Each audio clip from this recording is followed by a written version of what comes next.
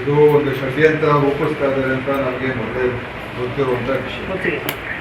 ಕೇಂದ್ರದ ಮೋದಿ ಸರ್ಕಾರ ಇವತ್ತು ಎಲ್ಲ ಸಂವಿಧಾನ ಹುದ್ದೆಗಳನ್ನು ಸರ್ವನಾಶ ಮಾಡಲಿಕ್ಕೆ ಹೊರಟಿರುವಂಥದ್ದು. ದೇಶದಲ್ಲಿ ಎಲ್ಲ ದುರುಪಯೋಗ ಪಡಿಸ್ಕೊಳ್ತಾ ಇರೋದನ್ನು ನಾವು ನೋಡಿದ್ದೀವಿ. IT, CBI ಮತ್ತು ಎಲ್ಲ ಈ ಬೇರೆ ಬೇರೆ ಸಂಸ್ಥೆಗಳು, ರಾಜ್ಯಪಾಲರ ಕಚೇರಿ, ಅದು ರಾಜಕೀಯ ಕಚೇರಿ, ರಾಜ್ಯಪಾಲರ ಕಚೇರಿ ಇವತ್ತು BJPಯ ಒಂದು ದುರ್ಬಳಕೆಗೆ ಉಪಯೋಗಿಸ್ತಾ ಇರುವಂಥ ಕಚೇರಿ. ಯಾವುದೇ ಒಂದು ತಪ್ಪು CM ಅವರು ಮಾಡಿಲ್ಲ. ಅವರ ಒಂದು ವಿಚಾರ ನೋಡಿದ್ರೆ, ಆ ಒಂದು ವಿಚಾರ ನೋಡಿದ್ರೆ ಎಲ್ಲೂ ಕೂಡ ತಪ್ಪು ಮಾಡಿಲ್ಲ. ಆದರೂ ಈ ಗವರ್ನರು ಸ್ಯಾಂಕ್ಷನ್ ಕೊಡ್ತಾರೆ ಅಂತ ಹೇಳಿದ್ರೆ ಯಾವ ಒಂದು ಕೆಳಮಟ್ಟಕ್ಕೆ ಈ ಗವರ್ನರ್ ಹಿಡಿದಿದ್ದಾರೆ ಅಂತ ಇದೇ ತೋರಿಸ್ತಾರೆ. ಮತ್ತು ಕೇಂದ್ರ ಸರ್ಕಾರಕ್ಕಿಂತ BJP ಕೈಗೊಂಬೆ ಆಗಿದೆ. ಸೊ ಇದು ನಾವು ಕಾನೂನಿನ ಹೋರಾಟ ನಾವು ಮಾಡ್ತೀವಿ. ಅದ್ರ ಬಗ್ಗೆ ಯಾವ ರೀತಿ ಮಾಡಬೇಕು, ಹೇಗೆ ಮಾಡಬೇಕು ಅದು ಮುಖ್ಯಮಂತ್ರಿ ತೀರ್ಮಾನ ಮಾಡ್ತಾರೆ.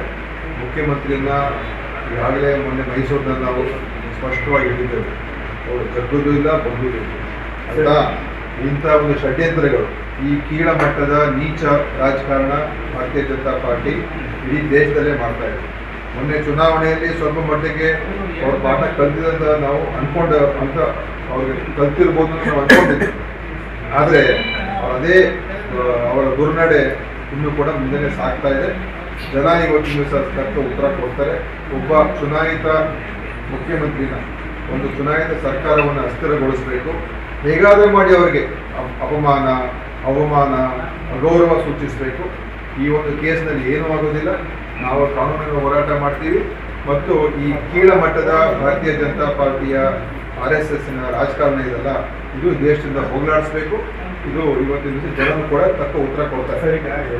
ಹೆಚ್ಚಿನ ವಿಡಿಯೋಗಳಿಗೆ ಪ್ರತಿಧ್ವನಿ ಯೂಟ್ಯೂಬ್ ಚಾನೆಲ್ ಸಬ್ಸ್ಕ್ರೈಬ್ ಮಾಡಿ, ಬೆಲ್ ಐಕಾನ್ ಕ್ಲಿಕ್ ಮಾಡಿ.